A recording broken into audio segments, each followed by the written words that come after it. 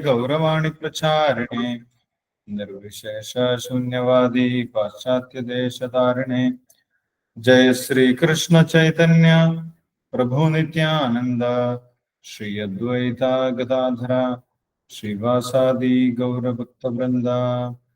हरे कृष्ण कृष्ण कृष्ण हरे हरे, हरे राम राम राम हरे हरे। ओम नमो भगवते वासुदेवाय, ओम नमो भगवते वासुदेवाय, ओम नमो भगवते वासुदेवाय।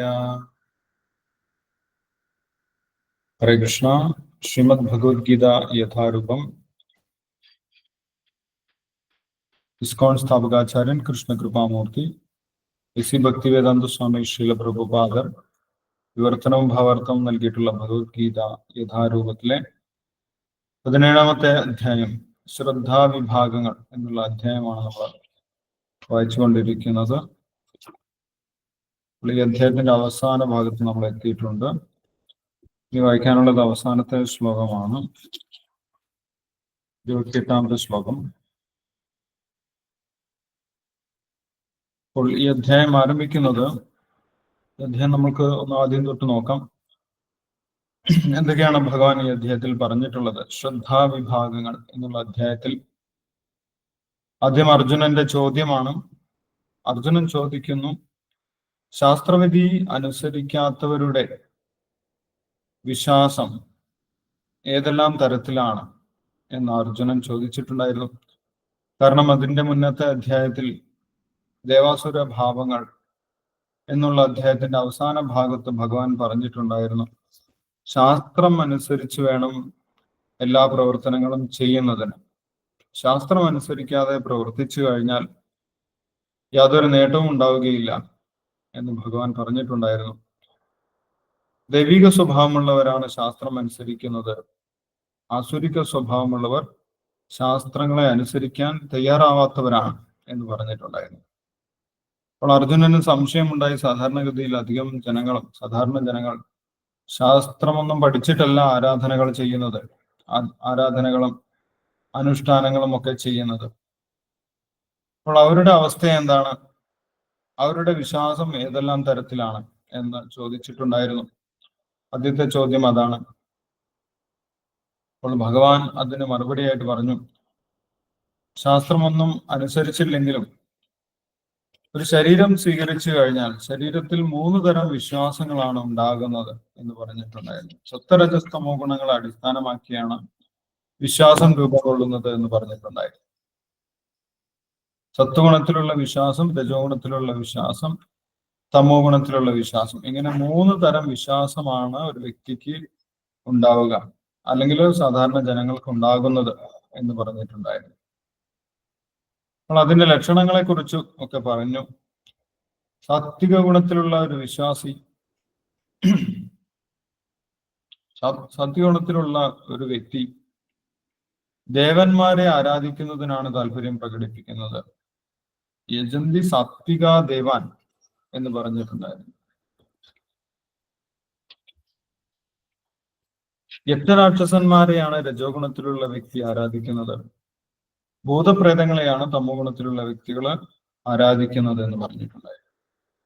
അപ്പോൾ ഒരു വ്യക്തിയുടെ ആരാധനാ രീതി നോക്കിക്കഴിഞ്ഞാൽ ഏത് ദേവനിലാണ് താല്പര്യം, അല്ലെങ്കിൽ ഏത് ആരാധനാമൂർത്തിയോടാണ് താല്പര്യം എന്ന് നോക്കിക്കഴിഞ്ഞാൽ ആ വ്യക്തിയിൽ ഏത് ഗുണമാണ് മുന്നിട്ട് നിൽക്കുന്നത് എന്ന് നമുക്ക് മനസ്സിലാക്കാൻ സാധിക്കും. ദേവന്മാരെ ആരാധിക്കുന്നവർ സാത്വിക ഗുണത്തിലുള്ളവർ, യക്ഷരാക്ഷസന്മാരെ ആരാധിക്കുന്നവർ രജോഗുണത്തിലുള്ളവരും, ഭൂതപ്രേതങ്ങളെ ആരാധിക്കാൻ താല്പര്യമുള്ളവർ തമോ ഗുണത്തിലുള്ളവരുമാണ് എന്ന് ഭഗവാൻ പറഞ്ഞിട്ടുണ്ടായിരുന്നു. അപ്പോൾ ആരാധനയിൽ മാത്രമല്ല, ഒരു വ്യക്തിയുടെ ആഹാരശീലങ്ങളിലും യജ്ഞദാന തപസ്സിലുമെല്ലാം ഈ സത്വരജസ്തമോ ഗുണങ്ങളുടെ സ്വാധീനമുണ്ടാകും.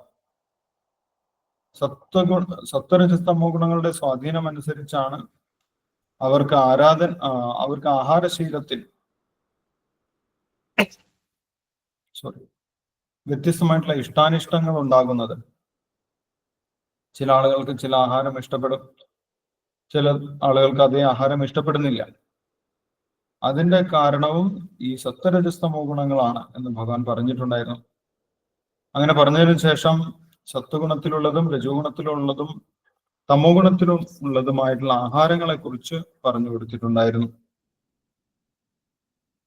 ആരോഗ്യം വർദ്ധിപ്പിക്കുന്നതും 8ാമത്തെ ശ്ലോകം മുതൽ 8 മുതൽ 8, 9, 10 ശ്ലോകങ്ങളിൽ വ്യത്യസ്ത തരത്തിലുള്ള ആഹാരങ്ങളെ കുറിച്ച് പറയുന്നുണ്ട്. സത്വഗുണത്തിലും രജോഗുണത്തിലും തമോ ഗുണത്തിലും പെട്ട ആഹാരങ്ങളെ കുറിച്ച് പറയുന്നുണ്ട്. ആയുസ്സും ആരോഗ്യം വർദ്ധിപ്പിക്കുന്നതും മനസ്സിന് തൃപ്തി ഉണ്ടാക്കുന്നതും ശരീരത്തിന് സുഖം നൽകുന്നതുമായിട്ടുള്ള ആഹാരമാണ് സാത്വികമായിട്ടുള്ള ആഹാരം എന്ന് പറഞ്ഞിട്ടുണ്ടായിരുന്നു. ആയു സത്വബലാരോഗ്യ സുഖപ്രീതി വിവർധന രസ്യാ സ്നിഗ്ധ സ്ഥിര ഹൃദ്യ ആഹാര സാത്വിക പ്രിയ.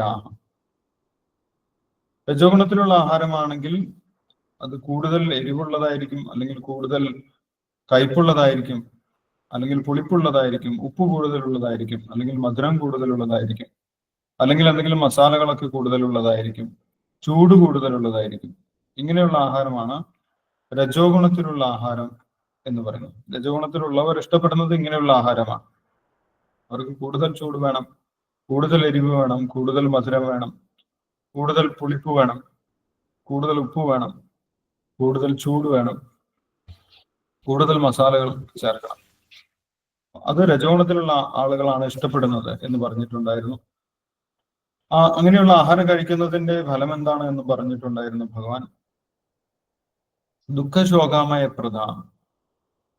രജോഗുണത്തിലുള്ള ആഹാരം കഴിച്ചു കഴിഞ്ഞാൽ ഉള്ളിൽ ദുഃഖമുണ്ടാകും, സംതൃപ്തി ഉണ്ടാകുന്നില്ല, അല്ലെങ്കിൽ സമാധാനം ഉണ്ടാകുന്നില്ല. മാത്രമല്ല ആമയപ്രദം, ശരീരത്തിന് അസുഖമുണ്ടാകും. അസുഖമുണ്ടാകുന്ന തരത്തിലുള്ള ആഹാരമാണ് രജോഗുണത്തിലുള്ള ആഹാരം എന്ന് പറഞ്ഞിട്ടുണ്ടായിരുന്നു. പിന്നീട് തമോ ഗുണത്തിലുള്ള ആഹാരത്തെ കുറിച്ച് പറഞ്ഞു 10ാമത്തെ ശ്ലോകത്തിൽ. പാകം ചെയ്ത് 3 മണിക്കൂറിന് ശേഷം കഴിഞ്ഞതും രുചി നഷ്ടപ്പെട്ടതും ദുർഗന്ധം വമിക്കുന്നതുമായിട്ടുള്ള ആഹാരങ്ങളെയാണ് തമോ ഗുണത്തിലുള്ള ആഹാരം എന്ന് പറഞ്ഞത്. ചില സമയത്ത് ഉച്ഛിഷ്ടമായിട്ടുള്ള ഒരാൾ കഴിച്ചതിന്റെ ബാക്കിയും അല്ലെങ്കിൽ വിസർജ്യ വസ്തുക്കൾ കലർന്നതുമായിട്ടുള്ള ആഹാരങ്ങളൊക്കെ തമോ ഗുണത്തിലുള്ളതായിട്ട് കണക്കാക്കുന്നുണ്ട്. ഇതെല്ലാം തമോ ഗുണത്തിലുള്ള ആഹാരമാണ്. തമോ ഗുണത്തിലുള്ള ഒരു വ്യക്തിക്ക് അങ്ങനെയുള്ള ആഹാരമാണ് ഇഷ്ടപ്പെടുന്നത്. പഴകിയതും ദുർഗന്ധം വമിക്കുന്നതും അല്ലെങ്കിൽ ഉച്ഛിഷ്ടമായിട്ടുള്ളതും ഒക്കെയുള്ള ആഹാരമാണ് തമോ ഗുണത്തിലുള്ളവർക്ക് ഇഷ്ടപ്പെടുന്നത് എന്ന് പറഞ്ഞിട്ടുണ്ടായിരുന്നു. അതിനുശേഷം ഭഗവാൻ പറഞ്ഞത് യജ്ഞദാന തപസ്സുകൾ.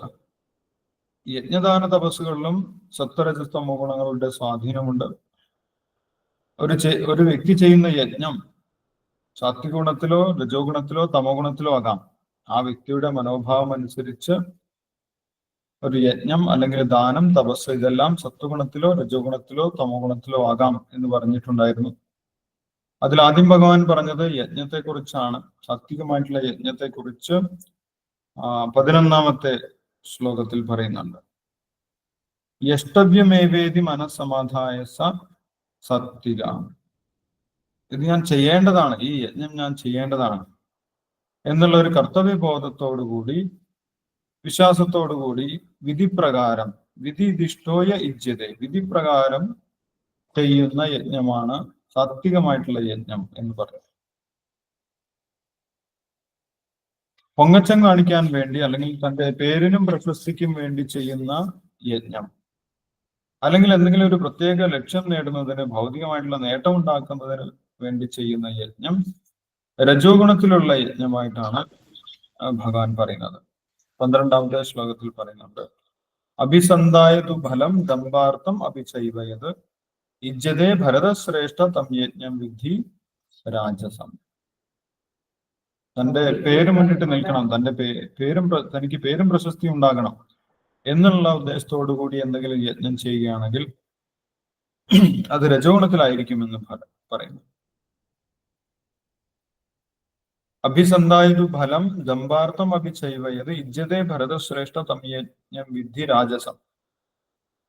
എന്തെങ്കിലും ഫലം ഉദ്ദേശിച്ചുകൊണ്ട്, ഭൗതികമായിട്ട് എന്തെങ്കിലും നേട്ടം ഉണ്ടാകണം ധനമുണ്ടാക്കണം, അല്ലെങ്കിൽ പേര് പ്രശസ്തിയൊക്കെ ഉണ്ടാകണം, അതിനുവേണ്ടി ചെയ്യുന്ന യജ്ഞമാണ്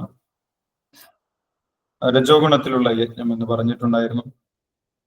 ഇനി യാതൊരു വിധിയും അനുസരിക്കാതെ സ്വന്തം ഇഷ്ടപ്രകാരം വിശ്വാസമില്ലാതെ, ഭഗവാനിൽ വിശ്വാസമില്ലാതെ, വേദമന്ത്രങ്ങളൊന്നും ഉരുവിടാതെ, മന്ത്രഹീനം അദക്ഷിണം, പുരോഹിതന് ദക്ഷിണ നൽകാതെ ചെയ്യുന്ന യജ്ഞം തമോഗുണത്തിലുള്ള യജ്ഞമാണ് എന്ന് പറഞ്ഞിട്ടുണ്ടായി. വിധിഹീനം അസൃഷ്ടാനം മന്ത്രഹീനം അദക്ഷിണം ശ്രദ്ധാവിരഹിതം യജ്ഞം, വിശ്വാസമില്ലാതെ, പൂർണ്ണമായിട്ടുള്ള വിശ്വാസമൊന്നുമില്ലാതെ ചെയ്യുന്ന യജ്ഞം തമോഗുണത്തിലുള്ള യജ്ഞമാണ് എന്ന് പറഞ്ഞിട്ടുണ്ടായി. ഇങ്ങനെ യജ്ഞത്തിനെ 3 വിഭാഗമായിട്ട് ഭഗവാൻ പറഞ്ഞു തന്നിട്ടുണ്ടായിരുന്നു. വിശ്വാസപൂർവം ഫലം പ്രതീക്ഷിക്കാതെ ചെയ്യുന്ന യജ്ഞമാണ് സാത്വികമായിട്ടുള്ള യജ്ഞം. എന്തെങ്കിലും ഫലം പ്രതീക്ഷിച്ചുകൊണ്ട് തന്റെ പേര് പ്രശസ്തിയൊക്കെ മുൻനിർത്തിക്കൊണ്ട് ചെയ്യുന്ന യജ്ഞം രജോ ഗുണത്തിലുള്ള യജ്ഞമാണ്. വിധിയൊന്നും, ശാസ്ത്രവിധിയൊന്നും അനുസരിക്കാതെ സ്വന്തം ഇഷ്ടപ്രകാരം വിശ്വാസമില്ലാതെ, വേദമന്ത്രങ്ങൾ ഉരുവിടാതെ, ആചാര്യന് ദക്ഷിണ നൽകാതെ ചെയ്യുന്ന യജ്ഞം. ഇതിൽ ഏതെങ്കിലും ഒന്ന് ചെയ്തിൽ എന്തെങ്കിലും ഒന്ന് വന്നു കഴിഞ്ഞാൽ തന്നെ തമോഗുണമായി. ഏതെങ്കിലും ഒന്ന്, ഈ ഭഗവാൻ പറയുന്ന ഈ ക്രൈറ്റീരിയയിൽ, മാനദണ്ഡങ്ങളിൽ ഏതെങ്കിലും ഒന്ന് വന്നാൽ തന്നെ അത് തമോഗുണമായി. വിധിഹീനമാണെങ്കിൽ, അസൃഷ്ടാനം, യജ്ഞപ്രസാദം വിതരണം ചെയ്യാതെയാണെങ്കിൽ, മന്ത്രഹീനം, വേദമന്ത്രങ്ങൾ ഉരുവിടാതെയാണെങ്കിൽ, അദക്ഷിണം, ദക്ഷിണ നൽകാതെയാണെങ്കിൽ, ശ്രദ്ധാവിരഹിതം, വേണ്ടത്ര വിശ്വാസമില്ലാതെ ചെയ്യുകയാണെങ്കിൽ ഒക്കെ തമോഗുണത്തിലുള്ള യജ്ഞങ്ങളാണ്. അപ്പൊ യജ്ഞത്തെ 3 വിഭാഗമായിട്ട് പറഞ്ഞതിന് ശേഷം ഭഗവാൻ പറഞ്ഞത് തപസ്സിനെ കുറിച്ചാണ്.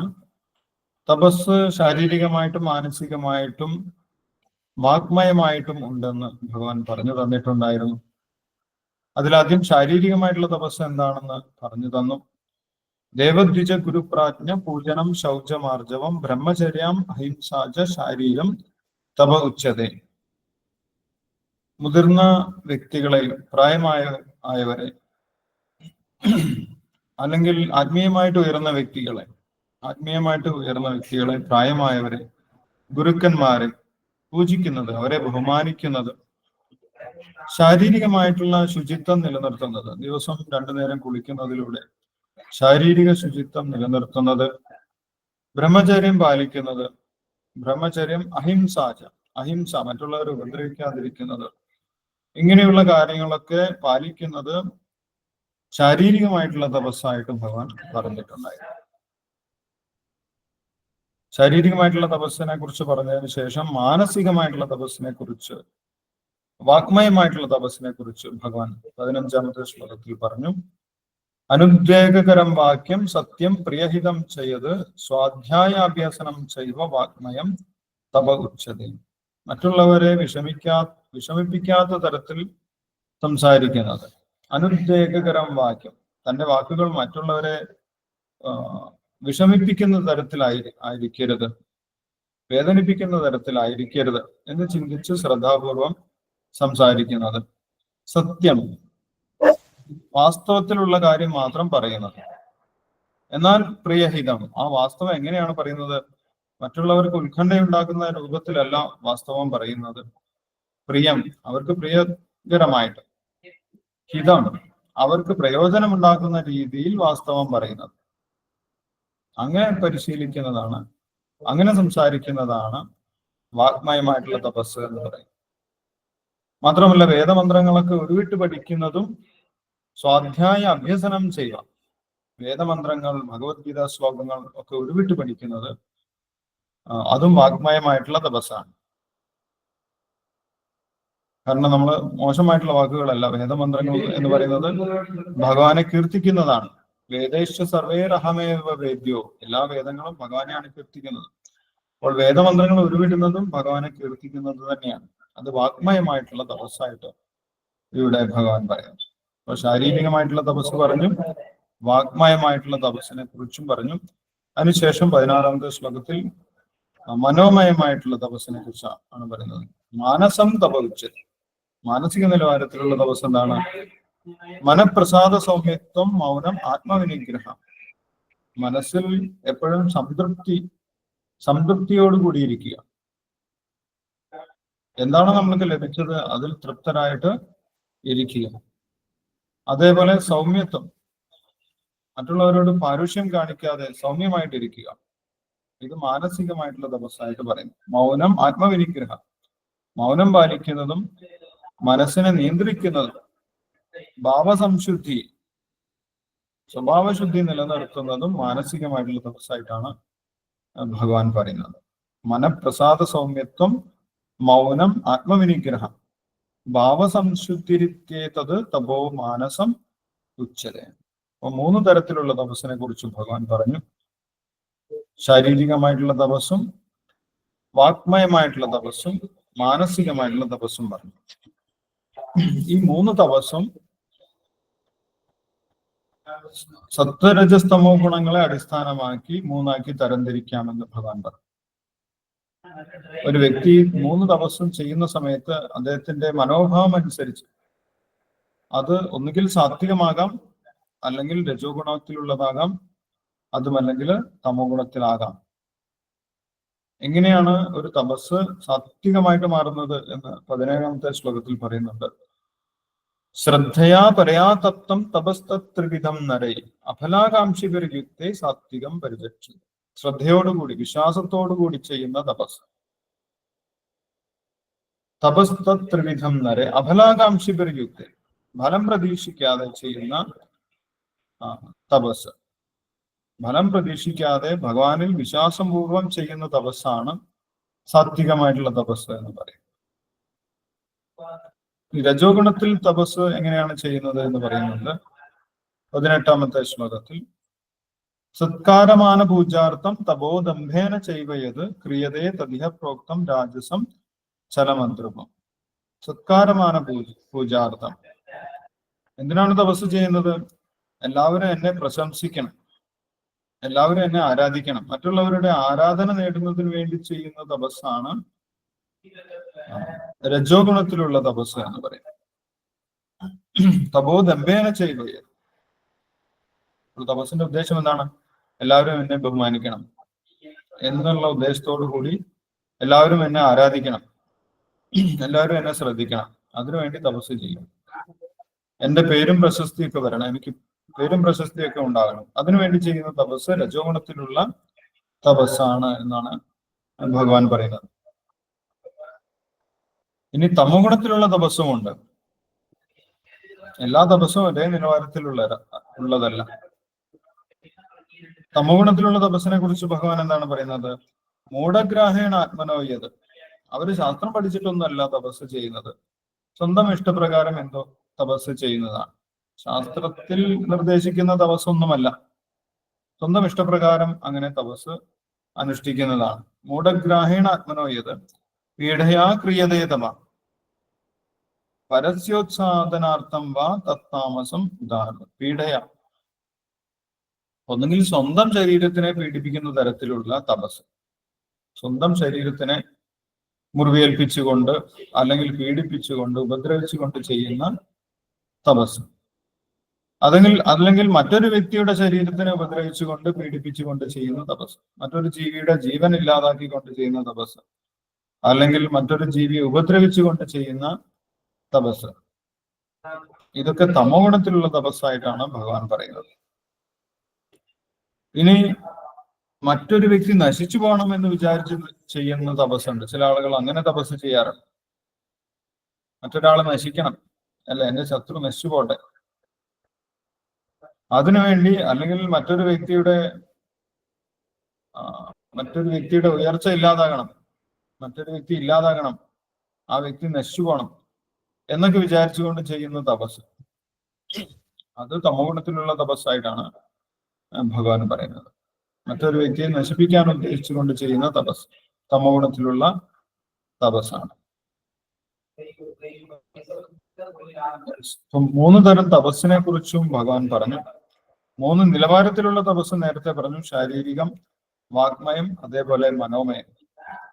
അതിനുശേഷം അത് 3ഉം സത്വഗുണത്തിലും രജോ ഗുണത്തിലും തമോ ഗുണത്തിലും ഉണ്ടെന്ന് പറഞ്ഞു. അതിനുശേഷം ഭഗവാൻ പറയുന്നത് ദാനത്തെ കുറിച്ചാണ്. സാത്വികമായിട്ടുള്ള ദാനമുണ്ട്, രജോ ഗുണത്തിലുള്ള ദാനമുണ്ട്, തമോ ഗുണത്തിലുള്ള ദാനമുണ്ട്. എല്ലാ ദാനവും ഒരേ നിലവാരത്തിലുള്ളതല്ല എന്ന് പറഞ്ഞിട്ടുണ്ടായിരുന്നു. ദാതവ്യം ഇത് യദ്ദാനം 20ാമത്തെ ശ്ലോകത്തിൽ പറയുന്നു. ദാതവ്യം, ഞാൻ കൊടുക്കേണ്ടതാണ്. ഇത് ദാതവ്യം, എനിക്ക് ഭഗവാന്റെ അനുഗ്രഹം കൊണ്ട് കിട്ടി, എന്റെ കയ്യിൽ ഇത്രയും ധനമുണ്ട്, അത് ഭഗവാന്റെ അനുഗ്രഹം കൊണ്ട് ലഭിച്ചതാണ്, അത് ഞാൻ കൊടുക്കേണ്ടതാണ്, ഭഗവാന്റെ സേവനത്തിന് വേണ്ടി ഉപയോഗിക്കേണ്ടതാണ് എന്നുള്ള ഒരു ബോധം, കർത്തവ്യ ബോധത്തോടു കൂടി ചെയ്യുന്ന ദാനം, ദാതവ്യം, ഞാൻ കൊടുക്കേണ്ടതാണ്, അതെന്റെ കർത്തവ്യമാണ് എന്ന് ചിന്തിച്ച് ചെയ്യുന്ന ദാനമാണ് സാത്വികമായിട്ടുള്ള ദാനം എന്ന് പറയുന്നത്. ദാതവ്യം ഇത് യദ്ദാനം ദീയതേ അനുപകാരിണേ. അതുകൊണ്ട് വേറൊന്നും പ്രതീക്ഷിക്കുന്നൊന്നുമില്ല, എന്തെങ്കിലും കിട്ടുമെന്ന് വിചാരിച്ചിട്ടല്ല കൊടുക്കുന്നത്, ഞാൻ കൊടുക്കേണ്ടതാണ് എന്നുള്ള ബോധത്തിൽ കൊടുക്കുന്നതാണ്. മാത്രമല്ല, ആർക്കാണ് കൊടുക്കുന്നത്, എന്തിനാണ് കൊടുക്കുന്നത്, എപ്പോഴാണ് കൊടുക്കേണ്ടത് എന്നൊക്കെ ശ്രദ്ധിച്ചു കൊണ്ട് ചെയ്യുന്ന ദാനമാണ് സാത്വികമായിട്ടുള്ള ദാനം എന്ന് പറയാം. ദേശേ കാലേച്ച പാത്രേച്ച തദ്ദാനം സാത്വികം സ്മൃതം. ആർക്കാണ് കൊടുക്കേണ്ടത് എന്ന് ചിന്തിച്ച് ഇത് കൊടുത്തു കഴിഞ്ഞാൽ ആ വ്യക്തി എന്ത് ചെയ്യും, അത് ഭഗവാന്റെ സേവനത്തിന് ഉപയോഗിക്കുമോ ഇല്ലയോ, അങ്ങനെയുള്ള വ്യക്തിയാണോ എന്നൊക്കെ അന്വേഷിച്ച് ദേശം, കാലം, പാത്രം ഇതൊക്കെ നോക്കി ചെയ്യുന്ന ദാനമാണ് സാത്വികമായിട്ടുള്ള ദാനം. വെറുതെ അന്ധമായിട്ട് ആർക്കെങ്കിലും എന്തെങ്കിലും ദാനം ചെയ്യുന്നതല്ല സാത്വികമായിട്ടുള്ള ദാനം. കർത്തവ്യബോധത്തോടു കൂടി ശ്രദ്ധിച്ച് ചെയ്യുന്ന ദാനമാണ് സാത്വികമായിട്ടുള്ള ദാനം എന്ന് പറയുന്നത്. ഇനി രജോഗുണത്തിലുള്ള ദാനം എങ്ങനെയാണ്? യത്തു പ്രത്യുപകാരാർത്ഥം ബലം ഉദ്ദേശ്യ പാപനം ദീയതേച്ച പരിക്ലിഷ്ടം തദ്ദാനം രാജസം സ്മൃതം. പ്രത്യുപകാര അർത്ഥം, കൊടുത്തു കഴിഞ്ഞാൽ എനിക്ക് എന്തെങ്കിലും തിരിച്ചു കിട്ടും, കൊടുത്തു കഴിഞ്ഞാൽ നല്ലതാണ്, കാരണം എന്താണ്, അവന് പിന്നീട് എന്നെ സഹായിക്കാൻ സാധിക്കും. പ്രത്യുപകാരാർത്ഥം, തിരിച്ചു കിട്ടണം എന്നുള്ള വിചാരത്തോടു കൂടി ചെയ്യുന്ന ദാനം. അല്ലെങ്കിൽ ബലമുദ്ദിശ്യവാപനം, വേറെ എന്തെങ്കിലും കാര്യമുണ്ടാവും, കൊടുത്തു കഴിഞ്ഞാൽ നല്ലതാണ്, കൊടുക്കാതിരുന്നു കഴിഞ്ഞാൽ നഷ്ടമാണ്, വേറൊരു കാര്യം നേടാനുണ്ട് എന്നൊക്കെ വിചാരിച്ചു കൊണ്ട് ചെയ്യുന്ന ദാനം. ഭൗതികമായിട്ട് കണക്കുകൂട്ടലുകളിലൂടെ ചെയ്യുന്ന ദാനമാണ് ഫലമുദ്ദിശ്യവാപന. ദീയതേച്ച പരിക്ലിഷ്ടം അങ്ങനെയാണെങ്കിലും അത്ര താല്പര്യമില്ല, കൊടുക്കുന്നതിന് അത്ര താല്പര്യമില്ല, അല്ലെ, സ്വന്തം കയ്യിലുള്ള പണമാണ്, അല്ലെങ്കിൽ വേറെ എന്തെങ്കിലും വസ്തുവാണ്, ഇത് നഷ്ടപ്പെടുമല്ലോ, കൊടുക്കേണ്ടി വരുമല്ലോ എന്നൊക്കെ വിചാരിച്ച് വലിയ താല്പര്യമില്ലാതെ ചെയ്യുന്ന ദാനം പരിക്ലിഷ്ടം. ദീയതേച്ച പരിക്ലിഷ്ടം, താല്പര്യമില്ലാതെ കൊടുക്കുന്നത് അതെന്താണ്, രജോ ഗുണത്തിലുള്ള ദാനമാണ്. തദ്ദാനം രാജസം സ്മൃതം. ഇനി തമോ ഗുണത്തിലുള്ള ദാനം, അതിനെ കുറിച്ച് ഭഗവാൻ പറയുന്നുണ്ട്. അദേശകാല യദ്ദാനം അപാത്രേഭ്യശ്ച ദീയതേ. അവരൊന്നും ശ്രദ്ധിക്കുന്നില്ല, എവിടെ വെച്ചാണ് കൊടുക്കേണ്ടത്, എന്തിനാണ് കൊടുക്കുന്നത്, ഇതൊന്നും ശ്രദ്ധിക്കാതെ അദേശകാലെ യദ്ദാനം അപാത്രേഭ്യശ്ച ദീയതേ. ഞാൻ കൊടുക്കുന്ന വസ്തു കൊണ്ട് അല്ലെങ്കിൽ ധനം കൊണ്ട് കിട്ടിയ വ്യക്തി എന്താണ് ചെയ്യാൻ പോകുന്നത്, അത് എന്തിനു വേണ്ടി ഉപയോഗിക്കും, ദോഷകരമായിട്ട് ഉപയോഗിക്കുമോ അല്ലെങ്കിൽ നല്ലതിനു വേണ്ടി ഉപയോഗിക്കുമോ എന്നൊന്നും ചിന്തിക്കാതെ, ഒന്നും ശ്രദ്ധിക്കാതെ കൊടുക്കുന്ന ദാനമാണ് തമോ ഗുണത്തിലുള്ള ദാനം എന്ന് പറയുന്നത്. അസത്കൃതം അവജ്ഞാതം. ഇനി കൊടുക്കേണ്ട വ്യക്തിക്ക് തന്നെയാണ് കൊടുക്കുന്നത്, പക്ഷെ ആ വ്യക്തിയെ വേണ്ട വിധത്തിൽ സ്വീകരിക്കാതെ അവജ്ഞയോടുകൂടി കൊടുത്തു കഴിഞ്ഞാലും തമോ ഗുണത്തിലുള്ള ദാനമായിട്ട് മാറും. അവജ്ഞയോടുകൂടി ആ വ്യക്തിയെ അവഗണിച്ചുകൊണ്ട് കൊടുക്കുന്ന ദാനവും തമോ ഗുണത്തിലുള്ള ദാനമായിട്ട് മാറുമെന്നാണ് പറയുന്നത്. അപ്പോൾ ദാനം ചെയ്യുമ്പോൾ ഒരുപാട് കാര്യങ്ങൾ ശ്രദ്ധിക്കാനുണ്ട്. എന്തിനു വേണ്ടിയാണ് അത് ഉപയോഗിക്കാൻ പോകുന്നത്, അത് നമ്മളെ കൂടി ബാധിക്കുന്ന കാര്യമാണ്. എല്ലാ ദാനവും ഒരേ നിലവാരത്തിലല്ല എന്നാണ് ഭഗവാൻ പറയുന്നത്. അപ്പോൾ ഇതൊക്കെ പറഞ്ഞത് എന്തിനാണ്? അർജുനൻ ചോദിച്ചിട്ടുണ്ടായിരുന്നു, ശാസ്ത്രമൊന്നും അനുസരിക്കാതെ ഒരു വ്യക്തി യജ്ഞദാന ദിവസങ്ങളൊക്കെ ചെയ്തു കഴിഞ്ഞാൽ, അല്ലെങ്കിൽ എന്തെങ്കിലും ആരാധന ചെയ്തു കഴിഞ്ഞാൽ അത് ഏത് അവസ്ഥയിലുള്ളതായിരിക്കുമെന്ന് ചോദിച്ചിട്ടുണ്ടായിരുന്നു. ഭഗവാൻ പറഞ്ഞു, ഏത് അവസ്ഥയിലും ആകാനില്ല, ആകെ 3 അവസ്ഥയേ ഉള്ളൂ. ഒന്നുകിൽ തമോ ഗുണത്തിലായിരിക്കും, അല്ലെങ്കിൽ രജോ ഗുണത്തിലായിരിക്കും, അത് അല്ലെങ്കിൽ സാത്വിക ഗുണത്തിലായിരിക്കും. ശാസ്ത്രം പഠിച്ചാലും ഇല്ലെങ്കിലും ഇതിലേതെങ്കിലും ഒരു അവസ്ഥയിലായിരിക്കും. അപ്പോൾ യഥാർത്ഥത്തിൽ എന്ത് വേണം?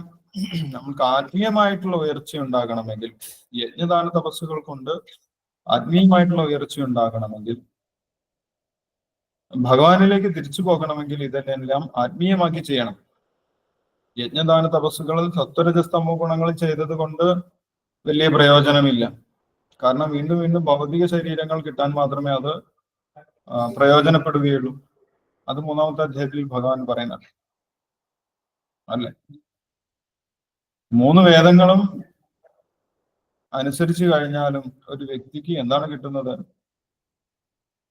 ഏവം ത്രയീധർമ്മം അനുപ്രപന്ന ഗതാഗതം കാമകാമാലബൻ.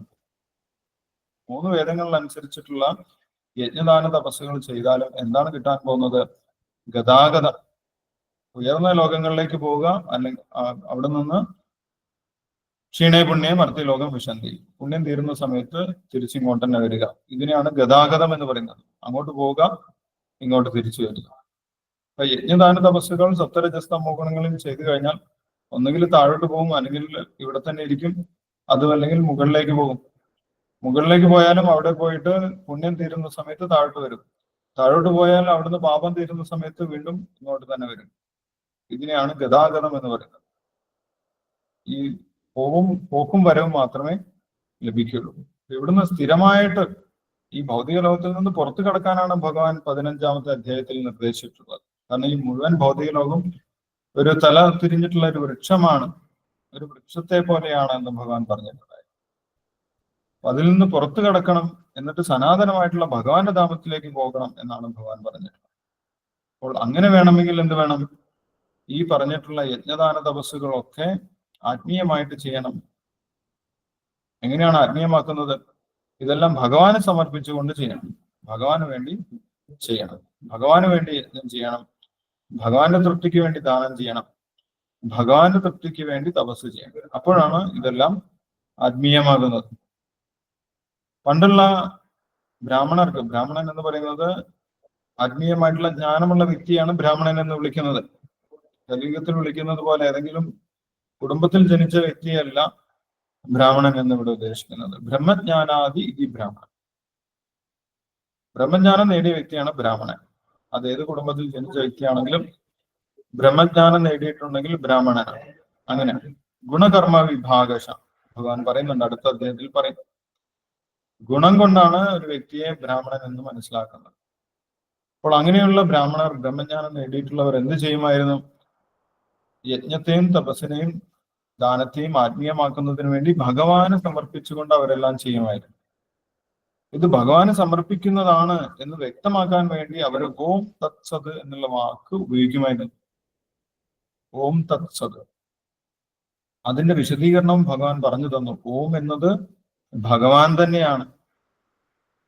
ഓം എന്നുള്ള വാക്കുകൊണ്ട് ഉദ്ദേശിക്കുന്ന ആരെ തന്നെയാണ്? ഭഗവാനെ തന്നെയാണ്. കാരണം ഭഗവാൻ നേരത്തെ പറഞ്ഞിട്ടുണ്ട്, പ്രണവ സർവവേദേഷു, എല്ലാ വേദങ്ങളിലും ഓംകാരമായിട്ടിരിക്കുന്നത് ഞാൻ തന്നെയാണ് എന്ന് ഭഗവാൻ പറഞ്ഞിട്ടുണ്ടായിരുന്നു. എല്ലാ വേദമന്ത്രത്തിലും ഓംകാരം ഉണ്ടാകും. ആ ഓംകാരം ആരാണ്? അത് ഭഗവാൻ തന്നെയാണ് എന്ന് പറഞ്ഞിട്ടുണ്ടായിരുന്നു. അപ്പോൾ ഓം തത്സത് എന്നുള്ള ആ മന്ത്രത്തിലും ഓംകാരമായിട്ടിരിക്കുന്നത് ആരാണ്? ഭഗവാൻ തന്നെയാണ്. തത്ത് എന്ന് പറഞ്ഞത് എന്താണ്? അത് അങ്ങയുടെ തൃപ്തിക്ക് വേണ്ടിയാണ്. ഇത് ഞങ്ങൾ അങ്ങയുടെ തൃപ്തിക്ക് വേണ്ടി ചെയ്യുന്നു. തത്ത്, അങ്ങയുടെ തൃപ്തിക്ക് വേണ്ടി ചെയ്യുന്നു, അങ്ങേക്ക് വേണ്ടി ചെയ്യുന്നു. സത്ത്, സത്ത് എന്ന് പറഞ്ഞു കഴിഞ്ഞാൽ അങ്ങ് ഒരിക്കലും നശിക്കാത്തവനാണ്, എല്ലാ കാലത്തും ഉള്ള വ്യക്തിയാണ്. അപ്പോൾ ഒരിക്കലും നശിക്കാത്ത അങ്ങേക്ക് വേണ്ടി, അങ്ങയുടെ തൃപ്തിക്ക് വേണ്ടി ഞങ്ങൾ ഈ യജ്ഞം ചെയ്യുന്നു, അല്ലെങ്കിൽ ഈ ദാനം ചെയ്യുന്നു, അതുമല്ലെങ്കിൽ ഈ തപസ് ചെയ്യുന്നു എന്ന് പറഞ്ഞുകൊണ്ടാണ് ജ്ഞാനമുള്ള വ്യക്തികൾ, ആത്മീയമായിട്ട് ഉയർന്ന വ്യക്തികൾ, ആത്മജ്ഞാനമുള്ള വ്യക്തികൾ യജ്ഞങ്ങളും ദാനങ്ങളും തപസ്സുകളും ചെയ്തിരുന്നത് എന്നാണ് ഭഗവാൻ പറഞ്ഞത്. ഓം തത്സത് എന്നുള്ള കാര്യം ഭഗവാൻ പറഞ്ഞു തന്നിട്ടുണ്ടായിരുന്നു. അതുവരെ നമ്മൾ വായിച്ചു. ഇനി നമുക്ക് അവസാനത്തെ ശ്ലോകമാണ് വായിക്കാനുള്ളത്. ഇതൊന്നും അനുസരിക്കാതെ ഒരു വ്യക്തി യജ്ഞദാന തപസ്സുകൾ ചെയ്തു കഴിഞ്ഞാൽ അതിനെക്കുറിച്ച് ഭഗവാന്റെ അഭിപ്രായം എന്താണ് എന്നാണ് അവസാനത്തെ ശ്ലോകത്തിൽ പറയുന്നത്. ഭഗവാനെ സമർപ്പിക്കാതെയാണ് ഒരു വ്യക്തി യജ്ഞദാന തപസ്സുകൾ ചെയ്യുന്നത്. അല്ലെങ്കിൽ ഭഗവാന്റെ തൃപ്തിക്ക് വേണ്ടിയല്ല, വേറെന്തോ കാര്യത്തിന് വേണ്ടിയിട്ടാണ്. ഇവിടെ പറഞ്ഞിട്ടുള്ളത് പോലെ സപ്തരജസ്തമോ ഗുണങ്ങളിലുള്ള യജ്ഞവും ദാനവും തപസ്സുമാണ്. അതിനെക്കുറിച്ച് ഭഗവാന്റെ അഭിപ്രായം എന്താണ് എന്നാണ് ഭഗവാൻ പറയുന്നത്. എന്താണ് പറയുന്നത്? 28ാമത്തെ ശ്ലോകത്തിൽ നമ്മൾക്ക് കാണാൻ സാധിക്കും. അശ്രദ്ധയാഹുതം ദത്തം തപസ്തപ്തം കൃതം ചെയ്ത് അസത് ഇത്യുച്യതേ പാർത്ഥ നച്ചതത് പ്രേത്യ നോ ഇഹ. ഇതാണ് ഭഗവാന്റെ അഭിപ്രായം. ഭഗവാൻ എന്താണ് പറയുന്നത് എന്ന് നമുക്ക് ശിലപ്രബോധന വിശദീകരിച്ച് പറഞ്ഞു തരുന്നുണ്ട്. നമുക്ക് വിവർത്തനം ഭാവാർത്ഥം വായിക്കാം. അതിനുശേഷം നമുക്ക് ഡിസ്കസ് ചെയ്യാം.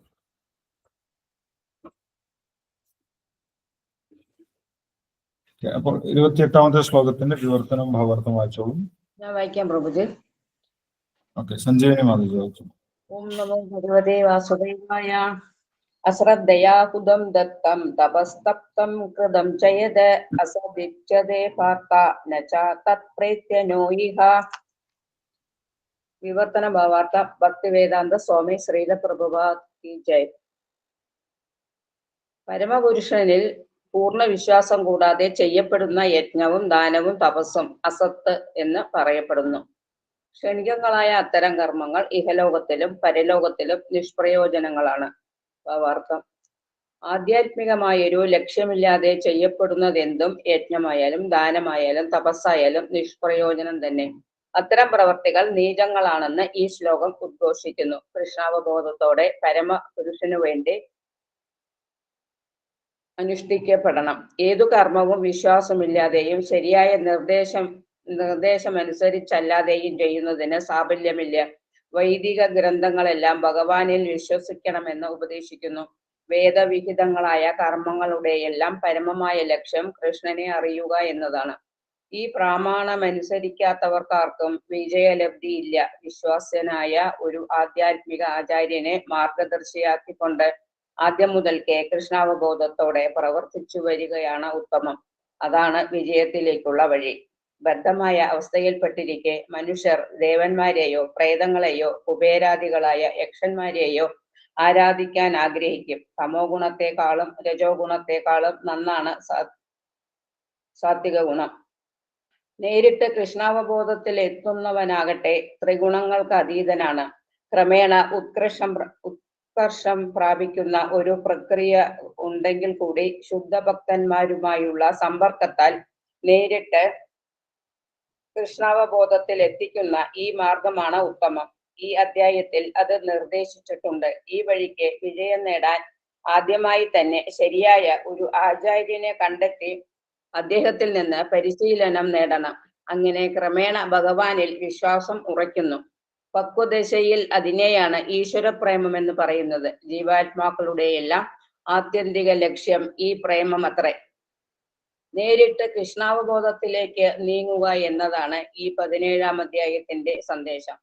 ശ്രദ്ധാവിഭാഗം എന്ന ശ്രീമദ് ഭഗവത്ഗീതയുടെ 17ാം അധ്യായത്തിന്റെ ഭക്തിവേദാന്ത വിശദീകരണം പ്രകാരം സമാപിക്കുന്നു. ഹരേ കൃഷ്ണ. ഹരേ കൃഷ്ണ പ്രഭു. ഹരേ കൃഷ്ണ. താങ്ക് യു സഞ്ജയ് മാതാജി. ഹരേ കൃഷ്ണ.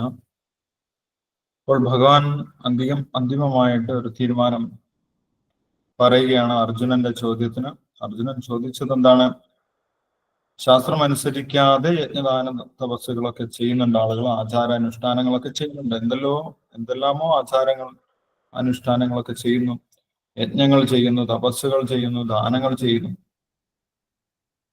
അതിനെക്കുറിച്ച് ഭഗവാന്റെ അഭിപ്രായം എന്താണ് എന്നാണ് അർജുനൻ ചോദിച്ചിട്ടുണ്ടായത്.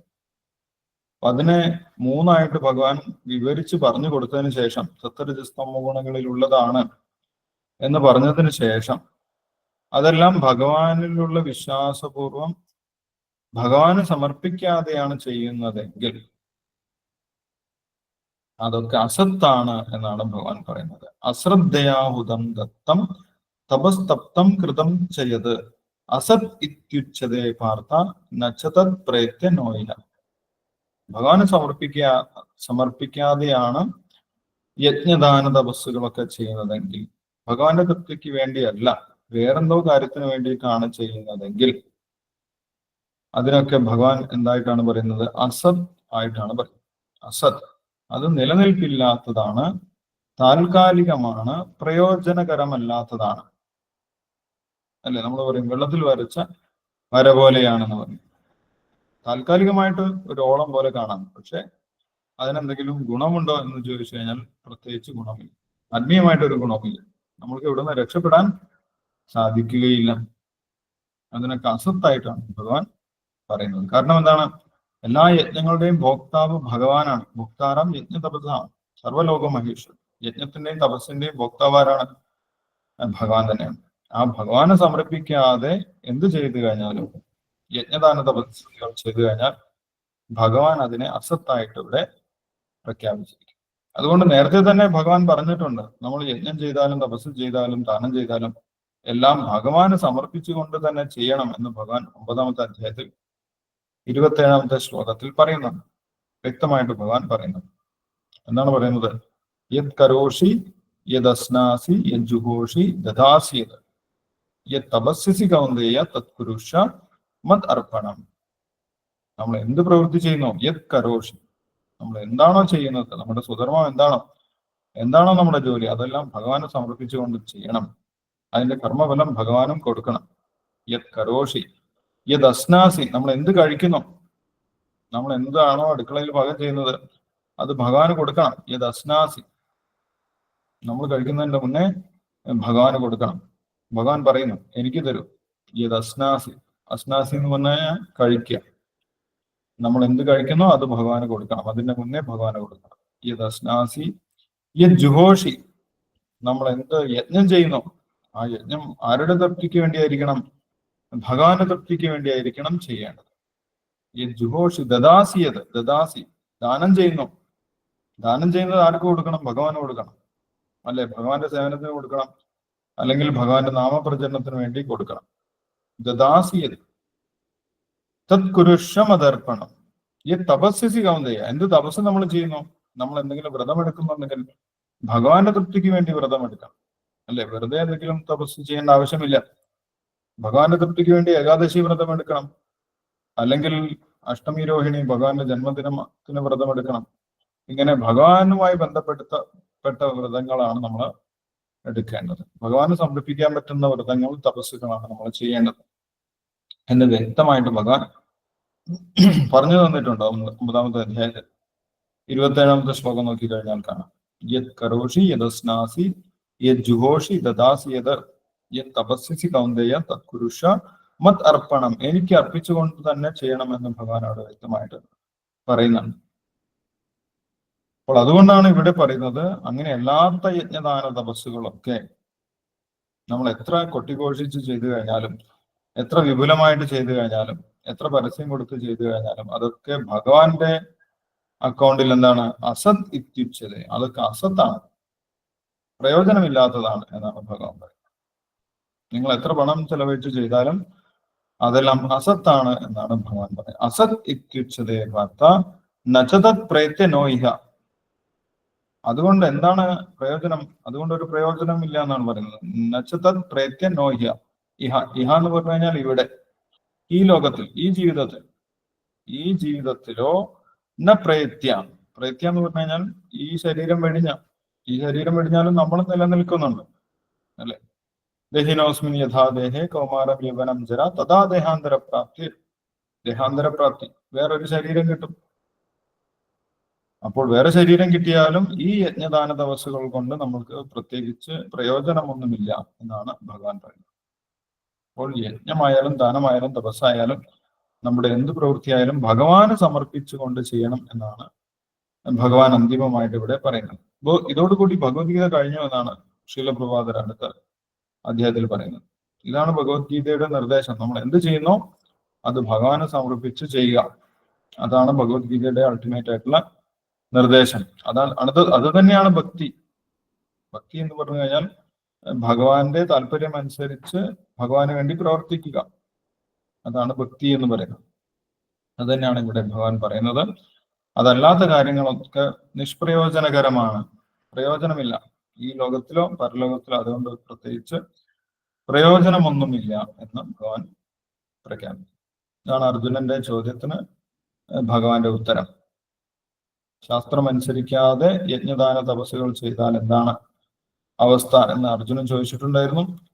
അവസാനം ഭഗവാൻ പറഞ്ഞത് അതുകൊണ്ട് പ്രത്യേകിച്ച് പ്രയോജനമൊന്നുമില്ല, അസത്താണ് അതെല്ലാം എന്നാണ് ഭഗവാൻ പറഞ്ഞത്. ഇത്രയും ക്ലാസിഫൈ ഒക്കെ ചെയ്ത് പറഞ്ഞു ഭഗവാൻ, വിശദമായിട്ടൊക്കെ പറഞ്ഞു. പക്ഷെ ഭഗവാനെ സമർപ്പിച്ചില്ലെങ്കിൽ അത് അസത്താണ് എന്നും ഭഗവാൻ പറഞ്ഞു തന്നു. ഓക്കെ, ഹരേ കൃഷ്ണ. അപ്പോൾ ഈ അധ്യായത്തിൽ അവസാനത്തെ ശ്ലോകം നമ്മൾ വായിച്ചു. അപ്പോൾ ഈ അധ്യായത്തിൽ എന്തെങ്കിലും നമ്മളിപ്പോൾ വായിച്ചതിൽ എന്തെങ്കിലും സംശയം ഉണ്ടെങ്കിൽ നമ്മൾക്കിപ്പോൾ ഡിസ്കസ് ചെയ്യാം. അടുത്ത അധ്യായം നമ്മൾക്ക് അടുത്ത ദിവസം തുടങ്ങാം. 18ാമത്തെ അധ്യായം സന്യാസത്തിന്റെ പരിപൂർണത. അപ്പോൾ അതിൽ ഇതുവരെ പറഞ്ഞിട്ടുള്ള കാര്യങ്ങളൊക്കെ ഭഗവാൻ ചുരുക്കി വീണ്ടും പറയുകയാണ്. ഇതുവരെ പറഞ്ഞിട്ടുള്ള കാര്യങ്ങളൊക്കെ 18ാം അധ്യായത്തിൽ വീണ്ടും നമുക്ക് കാണാൻ സാധിക്കും. ഓക്കെ, ഇപ്പോൾ പറഞ്ഞതിൽ എന്തെങ്കിലും സംശയം ഉണ്ടെങ്കിൽ നമുക്ക് ഇപ്പോൾ ഡിസ്കസ് ചെയ്യാം. അപ്പൊ എല്ലാ ദാനങ്ങളും ഭഗവാനിൽ അർപ്പിച്ചുകൊണ്ട്